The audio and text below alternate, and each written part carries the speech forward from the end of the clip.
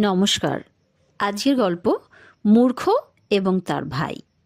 এক জটলায় অনেক লোক দাঁড়িয়ে আছে। তাদের মধ্যে নানা রকম কথাবার্তা চলছে।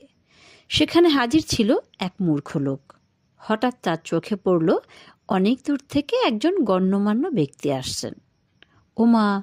বোকা লোকটা হঠাৎ বলে বসল, ওই যে দেখো, যে লোকটি আসছেন তিনি আমার ভাইয়ের মতো। তার মৃত্যুর পর সমস্ত বিষয় সম্পত্তির উত্তরাধিকারী হব আমি।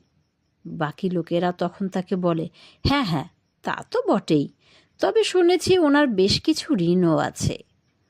তার কি হবে বলো তো ভায়া?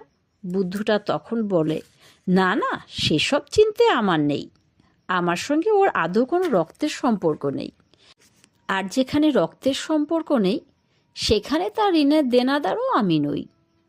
তোমরাই বলো, ঠিক বলছি তো আমি? শুনে তো লোকেরা হতবাক। বোকা লোকটার কথা শুনে তারা হাসবে না কাঁদবে কিছুই বুঝতে পারল না। একটু থিতু হয়ে তারা দম ফাটা হাসিতে গড়িয়ে পড়ল। আর এরকম বোকার মতো কথা শুনে মানুষ কেন, গাছগাছালি পাথরগুলোও বোধহয় হেসে উঠতে পারে। নমস্কার।